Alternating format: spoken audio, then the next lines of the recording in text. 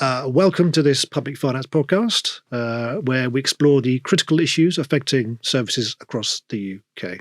Thank you for joining us. We've titled this particular episode, A Question of Scale, the Impact of Proposed Strategic Authorities on Public Finance in England.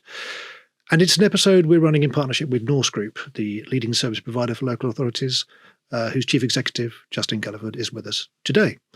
My name is Martin Reid from the Public Finance magazine's editorial team, and joining me to discuss this issue in surname alphabetical order are Dr Jonathan Carr-West, who this year celebrates 12 years as chief executive of the Local Government Information Unit, having previously served as that organisation's director of policy.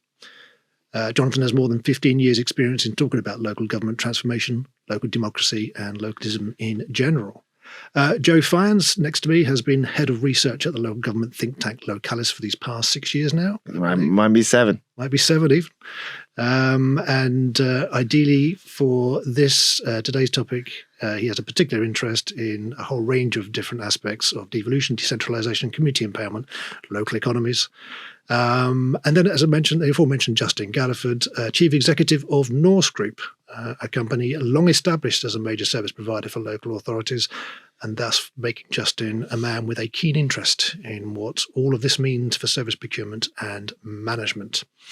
Right, so to today's debates. We all know that in December, the government published its English Devolution White Paper, setting out a plan to further spread devolution around the country. Part of what government called the greatest transfer of power from Westminster in a generation. It's not for nothing that the proposed strategic authorities were very instantly dubbed mega authorities on account of their sheer size. Their creation, to quote Angela Rayner, would underpin a devolution revolution. It's certainly a generationally ambitious programme of local government reorganisation. It proposes the replacement of the existing two-tier system with supposedly stronger, larger unitary councils that in turn support effective mayoral strategic authorities. The expectation is that we will see 20 to 30 of these new larger authorities with the loss of around 150 councils. Perceived upsides, well, faster decision-making, better integration with the work of the metro mayors, and of course the classic economies of scale. Perceived downsides, reduction in local democracy, huge change to long-established council structure, and such other challenges as financially struggling councils having their debts subsumed into these new, larger organisations. So can it all work? Well, we've had a couple of months now to digest these plans, so I'd like to start by asking each of you in turn, having analysed the proposals, where do you stand on the opportunities they present? And to start, I'll go with Jonathan, please.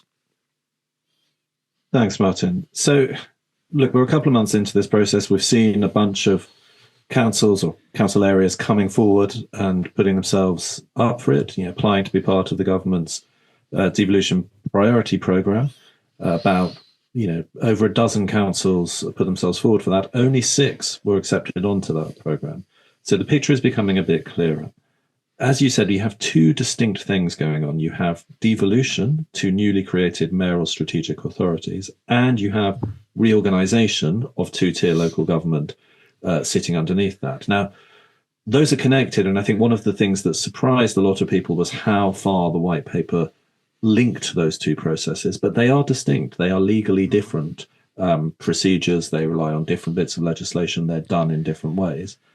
In those 6 authorities or those 6 areas that are going forward, we're now seeing that happening at pace where they are trying to do the mayoral devolution, aiming to have elections in May next year, May 2026, whilst at the same time reorganising 2-tier local government. So there's clearly an opportunity there. I think it's an opportunity to think about what does good look like. If we're, one of the things I've said about this is it's the closest to a blank page we're going to get for a long, long time. So we can really start to think about what should local government be doing? How should it do it? What does its partnerships look like? How does it relate to other bits of the sector? The risk is that we're trying to do a lot of change very quickly, and that's going to be difficult. And the risk of stuff getting kind of lost in the mix or falling in between the cracks, I think, is quite real. Okay, Joe, what do you think? Yeah, I mean, in terms of opportunities, I think there's 2 things. The first is to try to overcome some of the difficulties of austerity, because we're now 10 years of lost capacity. You've seen teams hollowed out within departments. It's harder and harder to recruit and retain talent. So there's an idea that bigger local authorities will have less demands in that regard, and you can kind of achieve an agglomeration benefit there as a kind of solution to a problem that was admittedly caused by central government policy, which was kind of the hollowing out of local government. The other sort of the more theoretical one is that scale has benefits like, you better functional economic areas, and also simplifying the complexity of local government is often cited as something that will help make local government propositions more investable if you have, if you don't have to deal with county planning, district planning, etc. And then I think there's also the thing about house building, which is such a huge part of the government's agenda, which is that it will be easier to get less local plans passed over larger areas than it currently is. So I think it ranges from like the kind of theoretical, let's tidy up local government, it's annoying for policy wonks the way it looks right now, to a more practical, this is just a reasonable response to a capacity gap that we cannot reasonably fill. And then there is the thing about, will this make the rest of the government's agenda, which is ambitious and multifaceted, work easier? So I think there's a few things.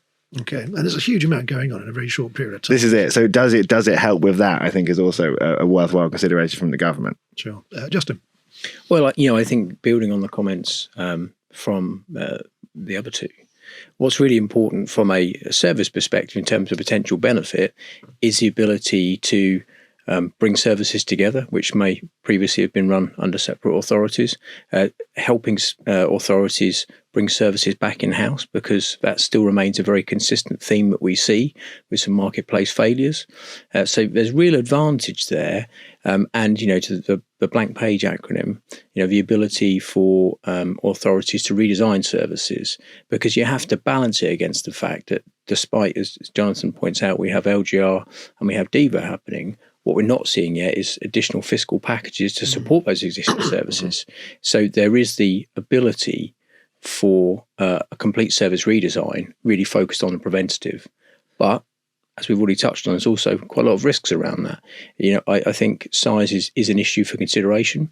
And one of the things you do have to consider is if existing authorities are broken up at county level, you will see already stretched budgets on really sensitive areas like adults and children's, potentially under even more pressure. And they're big pressures for counties at the moment. And we know that the demand for those services is going to grow. So there's some real fiscal hurdles to consider as well, along with the whole issue of localism and whether these new authorities are really seen as representative of the current system we have and the access that people feel they have to local politics. Yeah, that's very interesting, the whole area of access to politics. It occurred to me that obviously the instant response would be there's less accountability, there's less democracy in theory. But at the same time, it's more visible, that which exists at the large level. We could see more high-profile political figures coming out, as it were. Is there likely to be some positive aspect to the representation, the representative individuals and residents that we perhaps aren't seeing yet? So I guess it depends on how much ascribes to the view that number of councillors equals amount of democracy, right? Which is a reason why we're looking at. We will have less councillors. We will have we already have the largest local government units. They're going to get even bigger. And I think there's a practical point about how much in the left behind neighbourhoods of this country, how much attention you can feasibly expect to get in an even larger local government unit. On the other hand, I think you're right about personal politics and the ability to create more stronger figures. I do think the mayors have worked in that regard in the strategic authority model, and I think council leaders in metropolitan boroughs, arguably enjoy slightly more profile. They have slightly more clout. They can do more. And I think having the ability to do more stuff makes you a more effective politician, arguably. So I think that there's definitely something there. But I do. There's a big risk on the creation of these larger administrative geographies that policy focus on areas that really need it gets diluted. I think that's worth considering. Yeah, because then when you're talking then about the whole issue of economies of scale being the principal driver of so much change. Jonathan, what's your view on that? Do you think that there is potential for creativity built into these proposals when looking at the way in which these authorities will be composed? Yeah, I think there clearly is potential for creativity, and at the same time, we need to hold on to where we're going. So one of my worries in all of this is that we're already starting to see, we've got a long road yet to travel, and we're starting to see some entrenched positions coming back in. I think it's really important that we don't just get dragged into a really, in my mind, sterile argument about what the best size for a new unitary authority is. Is it 600,000? Is it 300,000? The reality is that any of these new councils are going to have to work at a scale that is bigger than their boundaries, not least because they're going to have to work with mayoral strategic authorities. They're also going to have to deliver at a really local level. So whatever size they are, they're going to have to go big and they're going to have to go small. And I think we need to spend a bit more time thinking about the how of that rather than just the sort of what and the size. How do we make democratic institutions that are sufficiently flexible, have sufficient flexibility in their commissioning and service delivery, in their community engagement, that they can do both big and small? And I kind of think if we get that right, then the question of what size they need to be actually becomes less and less relevant. So that's where I think the creativity is needed, in that sort of operational service delivery element. And I think that applies to the democracy thing as well. I mean, as Joe pointed out, we are already a big outlier. After this process, we will have by far the fewest elected representatives per head of population of any sort of comparable country. That also has practical import in terms of the work that councillors do, the amount of casework that an individual councillor is going to have to do when they're responsible for many more people. So again, we need, these are not reasons not to do it, but they are things that we should be cognizant of as we go through this process so that we're designing out the risk and maximizing the opportunity. So we have a whole range of different issues connected to the fact that it can't just be seen as a question of size. It's a question of the reorganisation being built into the conversations. To me, it would suggest that what would be best here is some form of template, some form of single attempt that then gets replicated or checked for its success and then replicated out. But we're not seeing that kind of conversation, are we?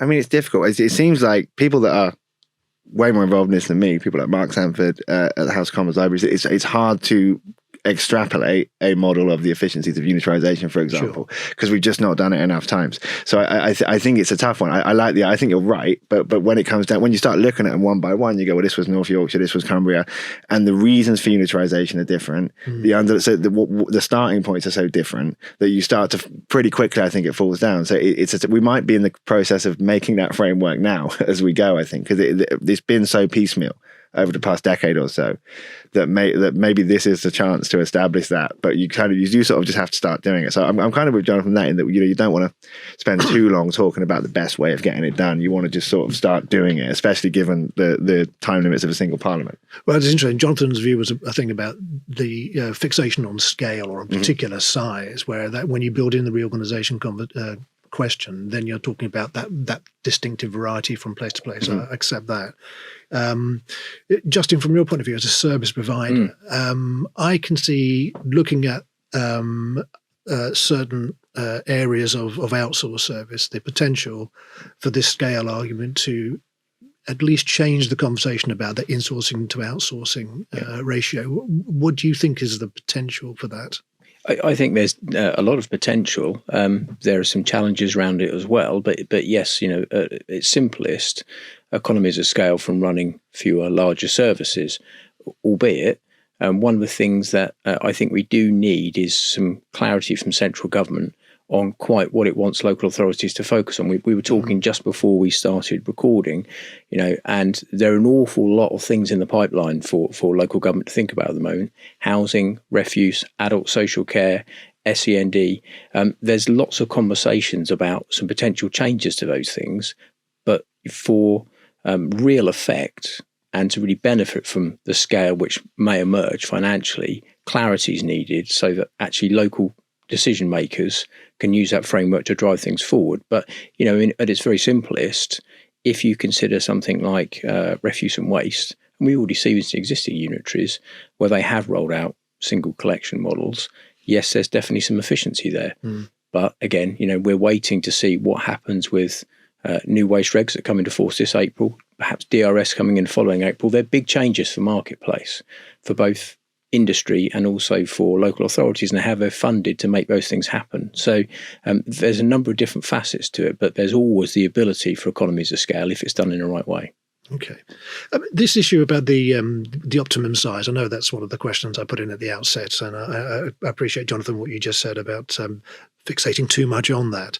But is there a way in which we can look elsewhere outside of this country to consider what the optimum model, broadly speaking, could be? I think it's more about powers than size. If we look elsewhere, like that, if you look at, say, France, for example, where there is loads of local government, they do more because they are empowered to do more, and it's not, So I think the problem with the white paper is the saying 500,000 immediately sort of firing a starting gun and a massive debate about where does this figure come from, how big, and we lose the point of, well, what should local government do? Are they empowered to do it? Yeah. So that when you don't have fiscal devolution, for example, which almost all other sort of comparable European countries have to some degree, then you're going to limit the ability of local government to act like a government if it can't tax and spend of its own accord.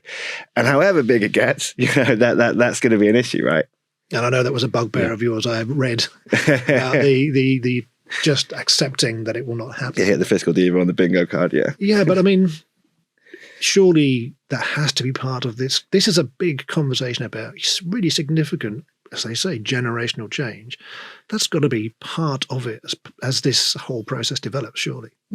Yeah, I mean, I think to completely sort of preclude it by not mentioning it at all, and so we were told in the run up that there was talk of a tourist tax, but that was too much for the Treasury. If you're at that stage, then how much can we really be talking about a revolution of local empowerment, right? How much can are we talking about better delivery units of central government policy, which they've got a mandate, they're elected government, but let's be honest about what we're talking about, right?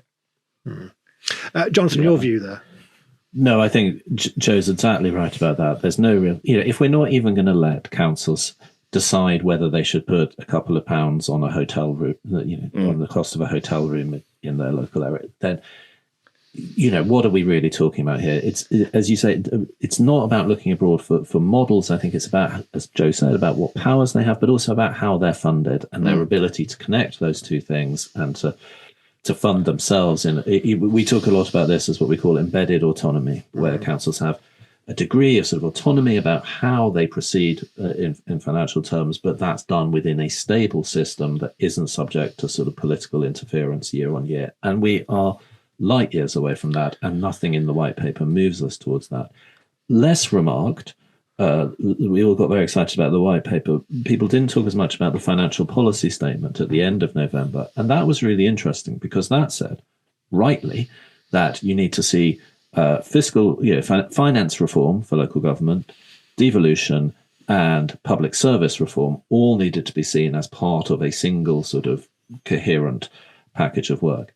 That's true. But in practice, I think that is not happening. Those things are all being addressed in very different parts of government. They're separate conversations. They're happening on very different time frames. And that work to sort of bring those three things together is, I think, fairly urgently required. Concur? Yeah, no, absolutely. And I think the single settlement process, one would hope, is a way of getting that done. And I think that's probably how the politics, as you say, of these different parts of government and where the reins are held for different areas of expenditure and different service lines.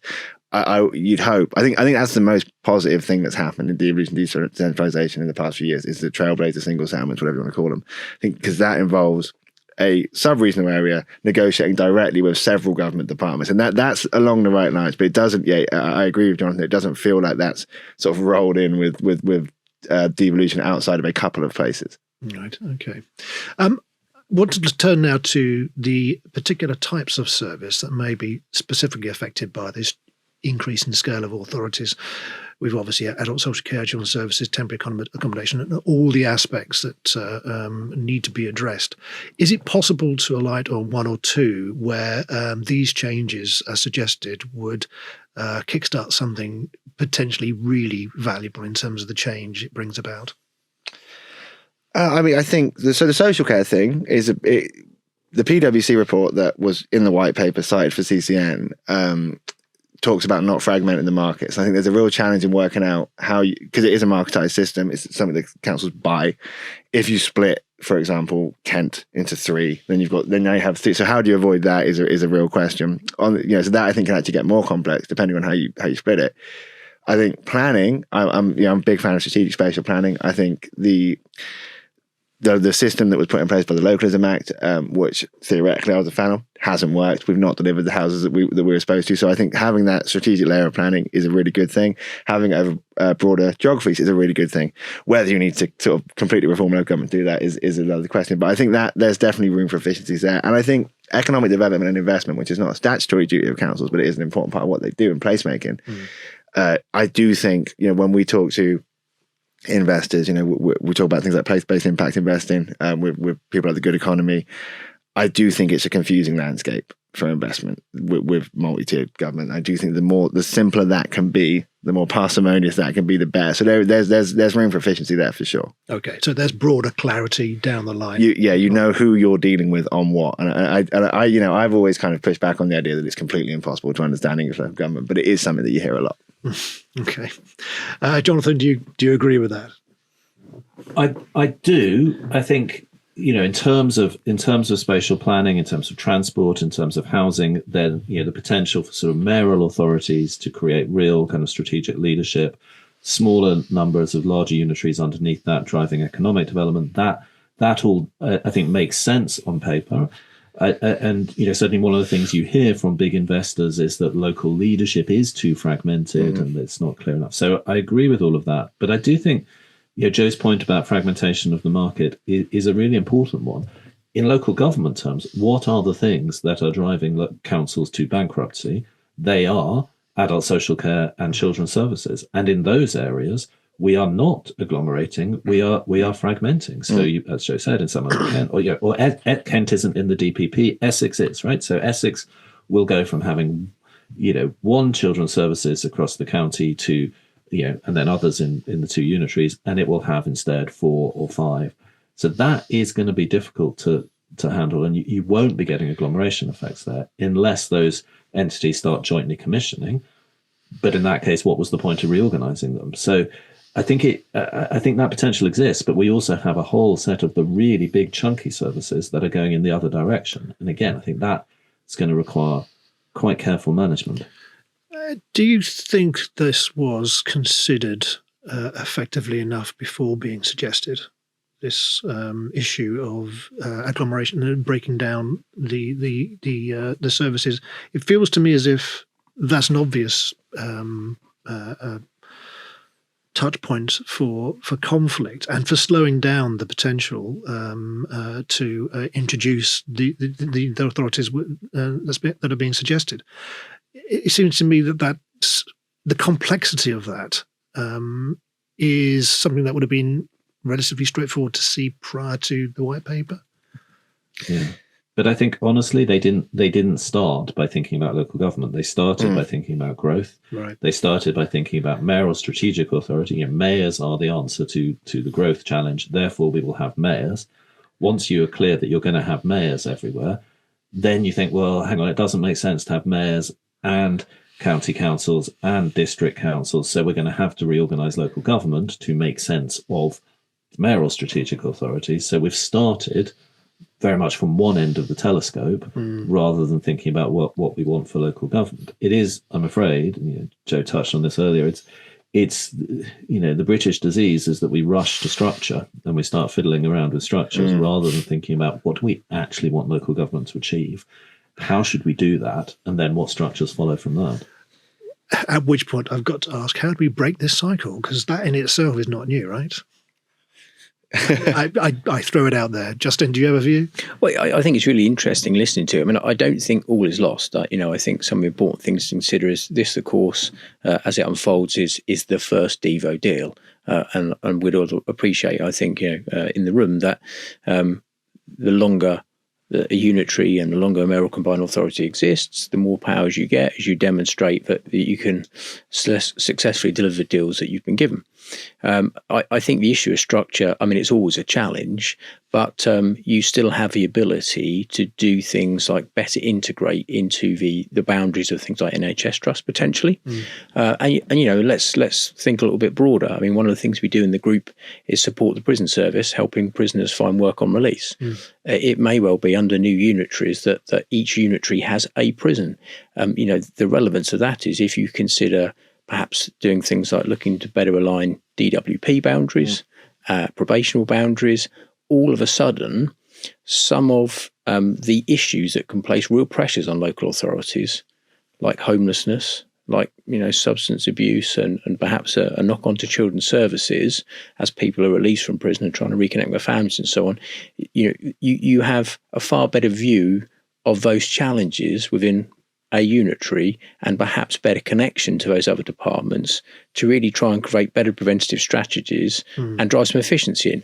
But, there's some blue sky stuff that I accept, so it's going to take a lot of thought and planning, and maybe that's a sort of longer term devo. And to Jonathan's point about rush to structure, what that would require is to be able to step back a bit more and spend more time considering how this implementation should happen. And you touched on a very interesting point about, what the wider effect of this scale of strategic authority could have. What other potential could it bring?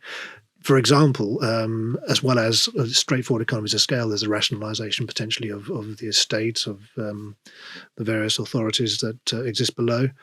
Do we think that there are other positive ripple effects that the scale of authorities could bring about? I think it depends on how much you retain from that which exists now. I think as long as you have, because we have district councils, they exist. Yeah. In the unitarisation process, I think that the trick is to try to make sure that you retain that kind of that tier of governance as much as you possibly can whilst creating a single authority. Then I think you do probably get more benefits from scale, and I think stuff like the estate, for example, I think that's a really good one where you can, and even when you think about decarbonisation, like it increases the housing stock, increases the building stock, it makes it easier to make a plan, but part of that depends on not losing the institutional knowledge that's built up in district councils. And I think that's a big thing with reorganisation, is that for this all to work, for us to have a good estates plan, a good housing stock plan, you need the people that really know it. So I think that retention is important. And we're coming from a low base, as you said earlier. We need to not just retain people, but we want to potentially turn this into an exciting new career opportunity in the public sector. This is it. There's a viewpoint that a unitary authority just has it was put to me once, we'll compare Camden, for example, to a district council on the outskirts of London. If you're living in Barnet or whatever, and you're gonna look for your job there, not the district, because you can do more things and there's a chance to achieve more change. There is I think a viewpoint that district councils are so hollowed out now that they're just managing decline, and that's, I would argue, giving their capacity back would be a good response to that. But there is I think it's a reasonable thing.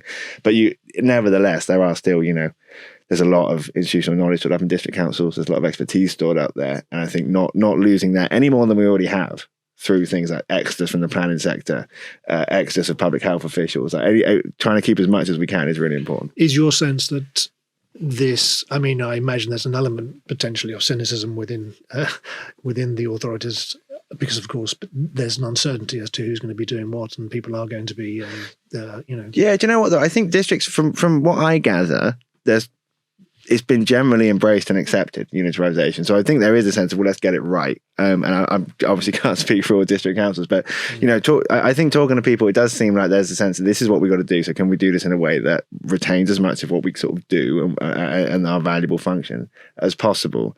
And so I think it's been a very mature response on the whole from across the district councils. Okay, Jonathan, do you see that positivity?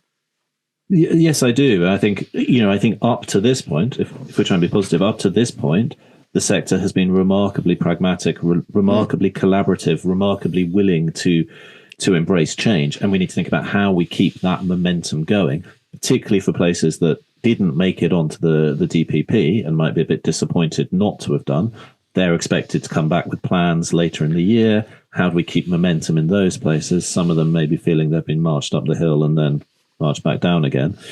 I do think the point about workforce is really important, because we're going to have people going into mayoral strategic authorities. They're new, so there isn't like an experienced workforce to draw on. They're going to be, I would suspect, a lot of people coming from local authorities into something that's quite different. You're going to have people going from district councils up into unitary councils who don't have the experience of adult services, children's services.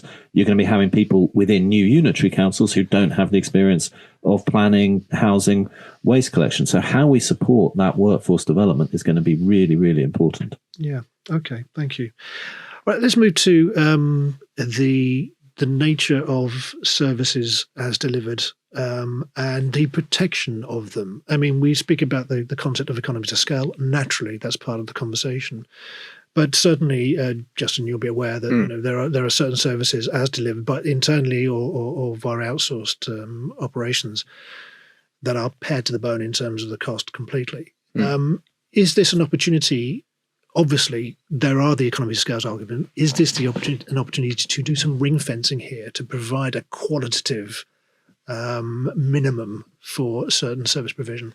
I really think so. I think we touched on it earlier, but under LGR, unitaries are going to have a much broader remit, of course, than the current two-tier structure within one organisation. So I think one of the best thing that we can do is make sure that those immediate frontline services are well protected, are brought together for economies of scale where possible. It's that opportunity to go back to the drawing board and redesign. Yes, take advantage of geographical efficiency in terms of operating those efficiencies. But more important than that, let's think ahead to what we want services to look like. And I actually think that's really important because those services have to keep running, whether that's waste, whether that's housing maintenance, all those true frontline. Yeah. And we have to remember that, as we touched on earlier, things like adults and children are going to remain, and they're going to be a consistent pressure. So I think ring-fencing those immediate frontline services that everybody accesses is really important, and getting them working well so that we can have that real strategic focus on those much bigger pressure points and the challenge of things like adult social care. Joe, what's your view on that? Yeah, I agree with all of that, and I think also better buying power, you think, from larger authorities and potentially, I think, puts local authorities on a better footing with larger suppliers, within their area. So yeah, I think there's a lot of benefits as for local government as a buyer, and as Justin said at the start, as an insourcer as well. It changes the calculation around doing stuff like bringing stuff back in house. So I think in the marketplace of outsourcing and in the kind of marketplace of service commissioning, getting bigger probably helps. But as Jonathan was saying earlier, they're not always getting bigger. Sometimes they're getting smaller depending on the service. Sure, of course. I think, Justin, going back to you mentioned at the outset that there was obviously the appetite at the moment for insourcing. Yes. Does it change this? Does it mean that potentially with just greater scale and capability and capacity within the procurement departments that changes again? I think there's opportunities for both. I think those authorities that have been really quite keen on insourcing, I think that culture will continue into newly formed authorities, and arguably it gives more weight to a business case because of those potential economies of scale. But given the fact that a lot of those services have been under pressure and delivered in different ways across the two tiers, amalgamating them is going to be quite a challenge. So I think there's a potential pinch point there in terms of immediate resource and strategic planning to get it right. So from our perspective, we really see it as a good opportunity to work with new unitaries that want to insource through things like our partnership model. Yeah. Similarly, we're also having conversations with the unitaries that just want our help to understand how to do it. I think it will also drive, hopefully, a competitive return to the local authority space for some bigger providers that over the last few years have exited. And I think that it remains to be seen, but with larger, higher value contracts, at least from a revenue perspective, you may well find it brings some of that competition back. Oh, that's interesting. So it's primarily because of the sheer value of the scale of the contracts. That's a kind of gut feel from talking to a few other people across different sectors. But I think it's a definite potential. Okay, I mean, does that change the overall quality of the potential contractor base then, if the larger companies come back for the larger contracts? Well, quite possibly. I think one of the things that the sector has struggled with in various pockets over the last few years is a shrinking base of people that want to come forward and do work because of some of the cost pressures. So I think that can only be healthy in helping drive on the efficiency efficiency agenda, and to a degree, bringing innovation and modernisation, which the private sector tends to do through investment. Okay, we'll come to technology at some stage very soon. I also wanted to touch on. We mentioned before we started recording the whole Generation Z, and the fact that they soon will become the largest generational cohort, and they want different things. One of the things they want is more of a personalised service, or personalised services generally. Again, looking at this and using that scale thing as the starter point, do we think that there's the potential to more personalised service provision more generally to the upcoming generation? Is it define personalised? Being able to choose, for example, Sure. when something is delivered to you, or when your waste service, for example, is done. A bit more in terms of the ability to create your own diary around public services. I guess a lot of that depends on the tech of it all, and kind of how well we can embrace unfolding sort of better data analysis, better sort of use. I think there's potential for it. An example that was given to me ages ago, and I forget who it was. It may have been Trevor Holden. If it was Trevor, if not, I'm sorry. But he was talking about how they send, district council send out a bin lorry every week. County council does road repairs. You would think that you could sort of put the two things together, do some data capture, and work out where the priorities for road repair should be, that type of thing. So something like that, if we had the technology and the single authority, I can see that working, and that will give you a better sort of a more responsive dashboard. But there's the issue, obviously, always with looking at technology as the way out, is that you end up kind of just piling tech onto a capacity base that doesn't exist, right? Yeah. But I think there's scope for it.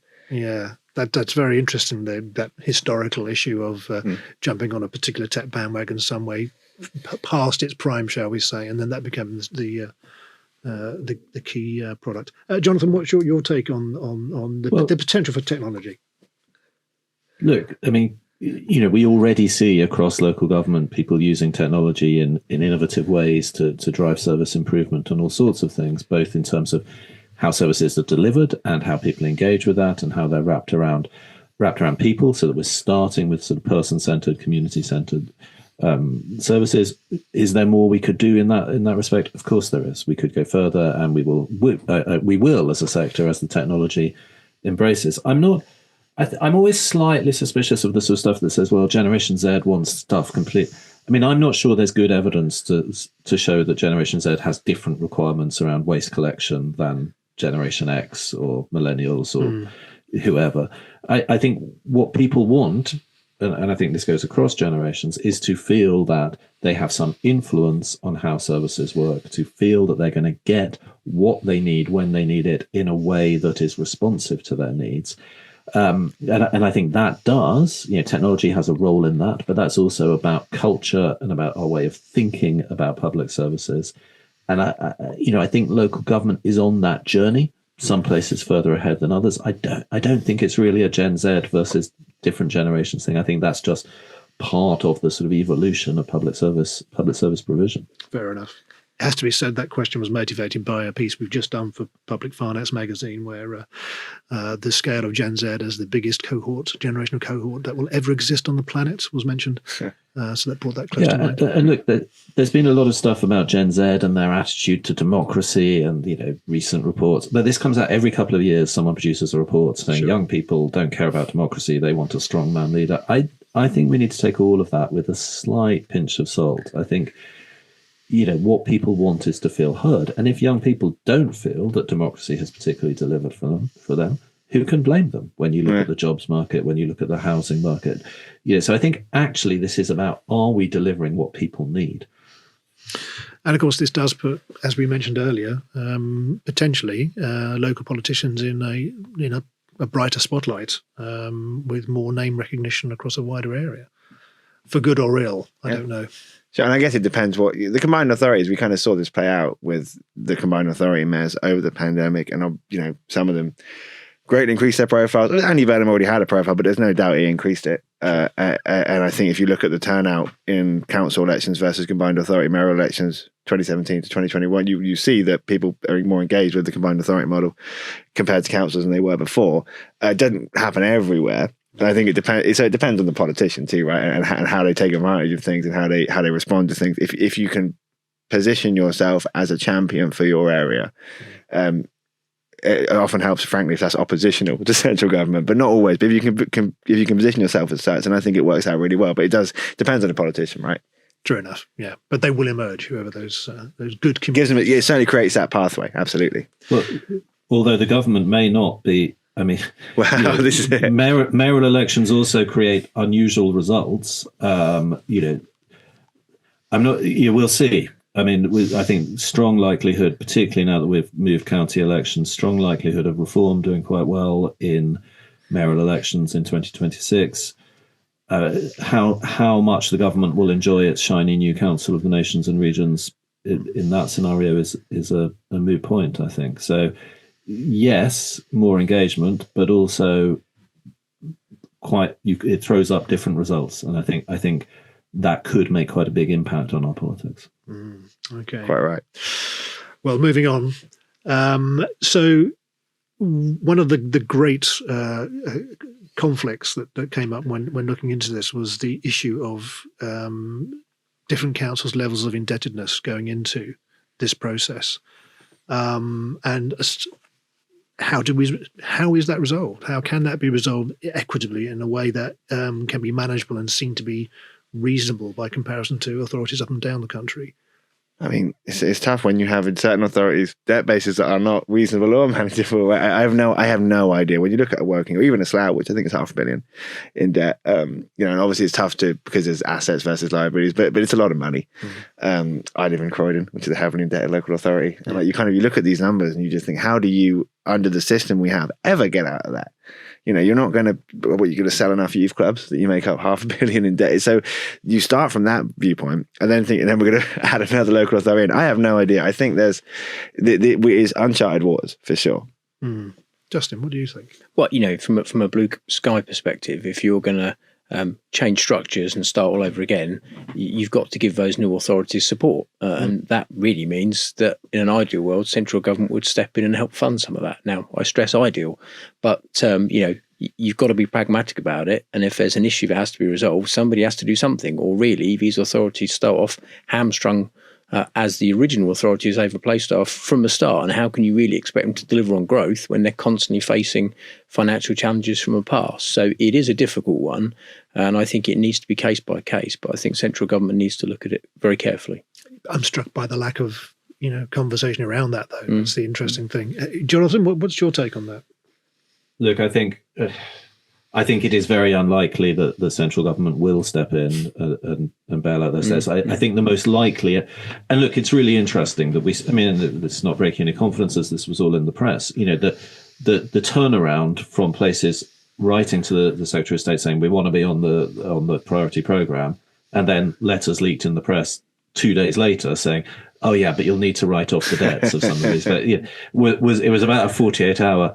I think the reality is there will be a mix. They will try and sort of spread this out through a mixture of things. They will, some of that debt will be absorbed by neighbouring authorities as they move into new structures. There'll be a degree of capitalisation to sort of get rid of some of it. There may be some small raises in council tax. So they will try and do a little of everything, I think, to try and kind of smooth that out. Whether you can do that on debts that are, in Woking's case, £2 billion or whatever, I think remains to be seen. But I think that will be the approach, to just try and spread.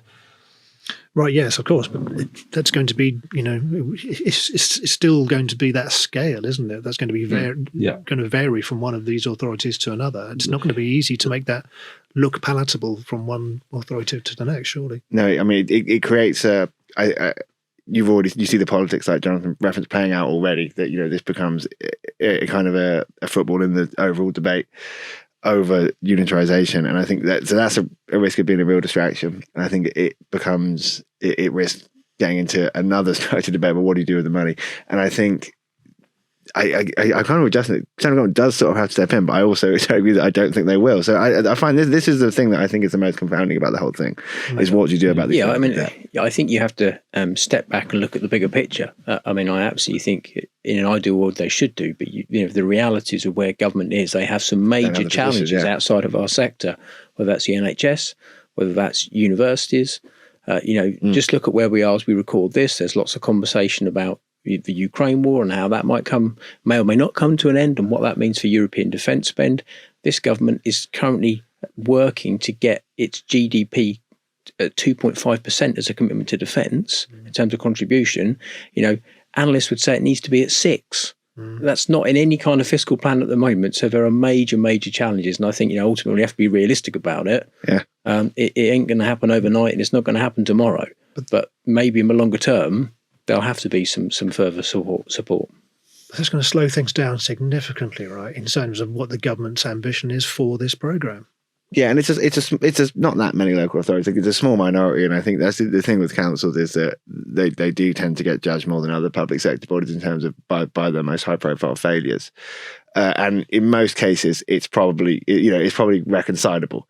It's just those few cases where there's been massive amounts of debt run out that you do wonder, like, what for example, the councils that were allowed to raise their council tax by 15%, for example, a few years ago, you look at those kind of numbers and you think, Christ, 15% council tax is not going to be enough for that, and then sure enough, most of them are back again, go, well, we need more support, because it was never going to be enough. So that it's those ones. What you do about that, I think, is a real challenge. It's by no means a sector-wide thing. Okay, right. But this is also about the limitations of this process, right? So the one thing we should be really clear about is that devolution, local government reorganisation, these are not magic bullets that are going to solve all of the sector's problems, whether that's about public, and the point I made earlier, that you need to look at fiscal reform, you need to look at public service reform, a massive shift towards prevention. All of that needs to go alongside devolution and reorganisation. It's not enough by itself to get us out of any of these challenges. At which point we then start thinking about how technology can surely help us, and data analytics and the ability to better analyse what's required over a period of time.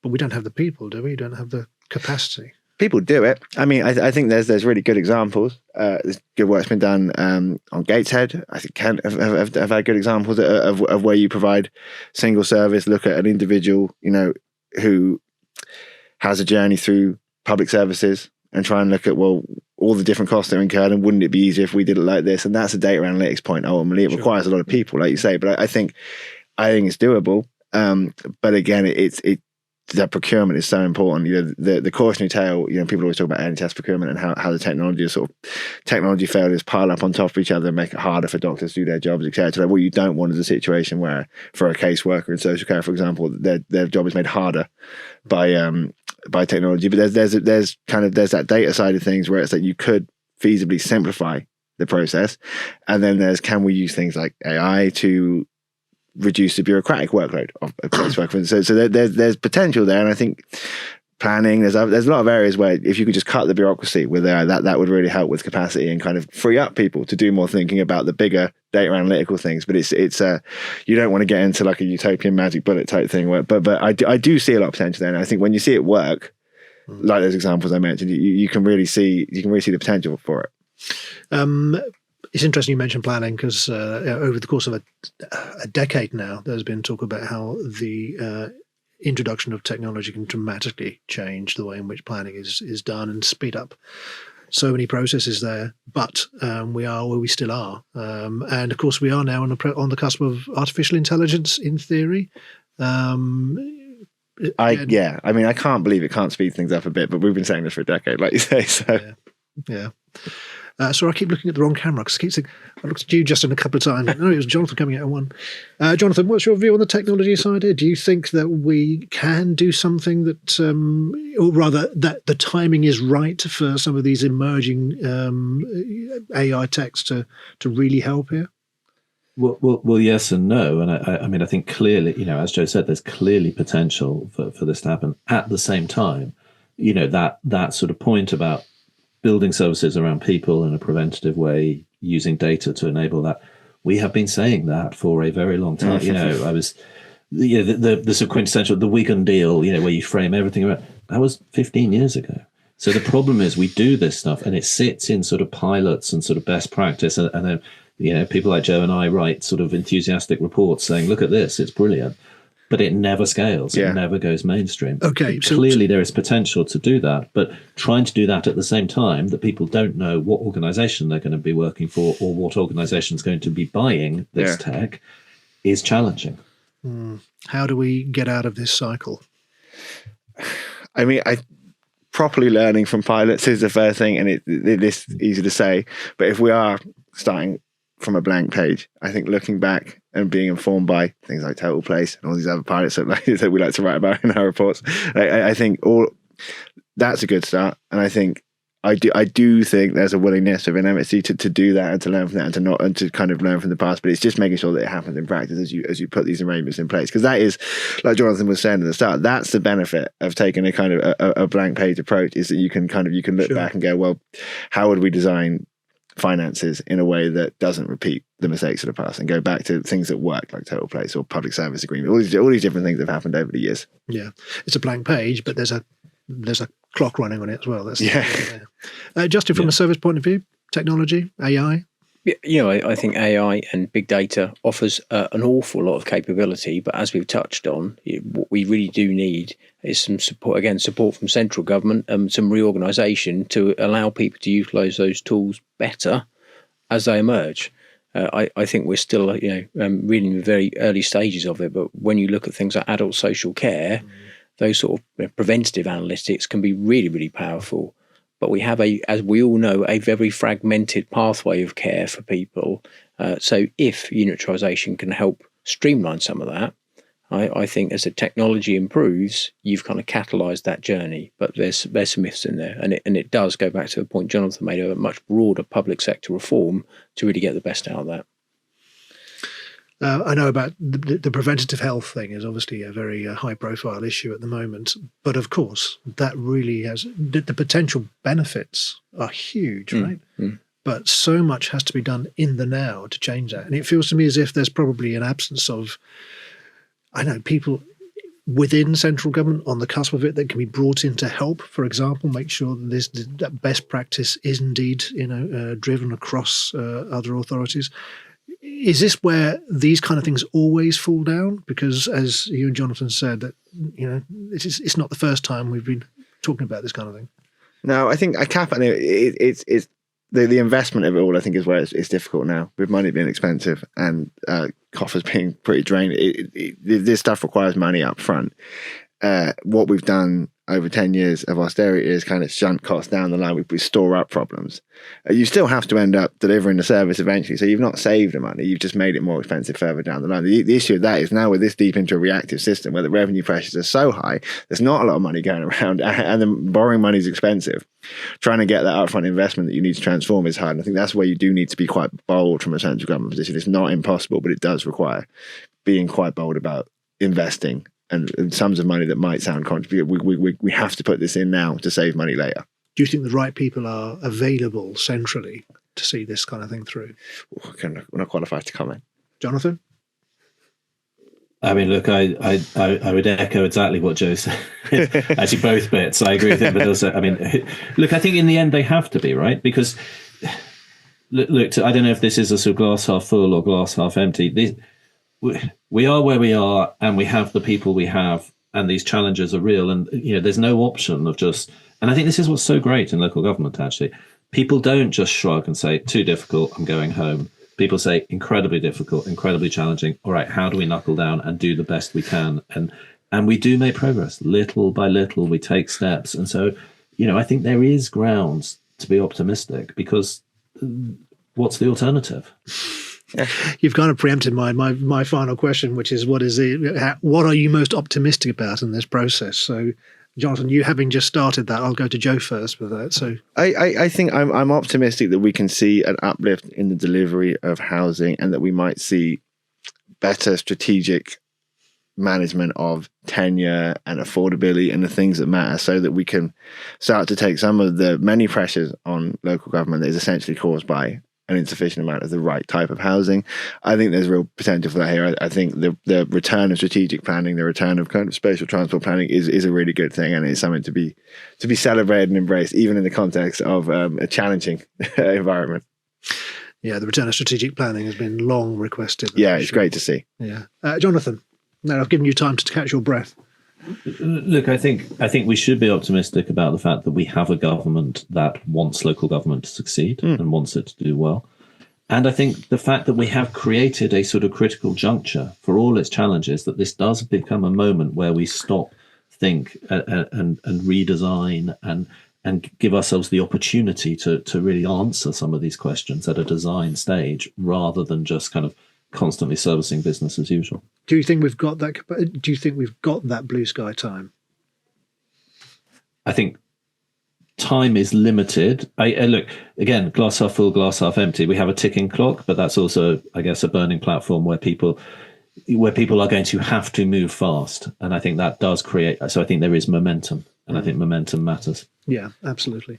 I mean, I'm obviously struck by the fact that so much has happened so quickly in this Labour government term, which obviously explains how many people have come out against it because of the sheer amount of. Whenever you see that kind of significant suggestion of change, there will always be a wall of opposition.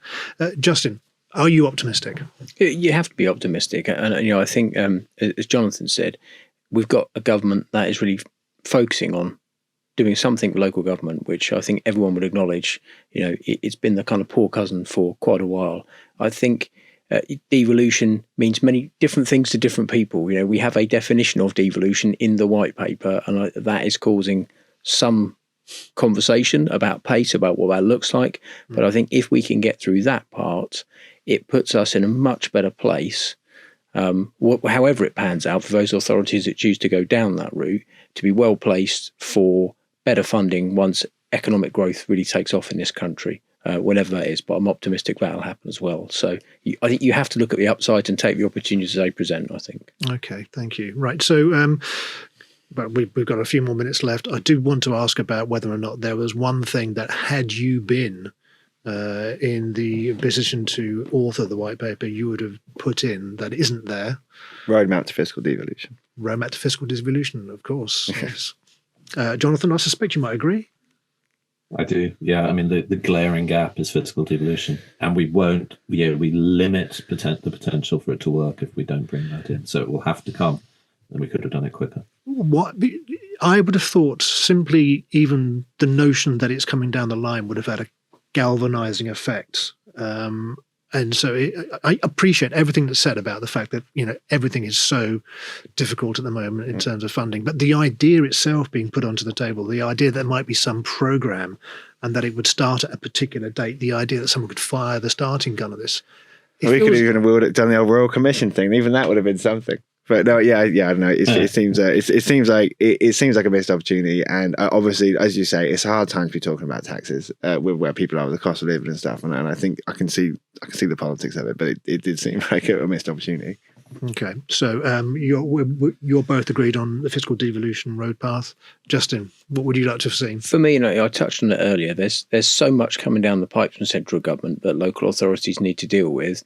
I think more clarity around what some of those things would have looked like could have potentially helped shape the discussion, the debate around devolution and what it might look like for people. Okay. And is there anything else that you feel we should be introducing in this conversation that we haven't done? Because I'm very aware of how broad-ranging it has been. No, I think we're good. Fantastic. I think we've covered everything. Yeah, we sorted it out. Yeah, that's it. We've problem solved. Yeah, they just need to get us in. Yeah, we'll forward this through to the ministry. I'm sure we'll have it all sorted out by tea time.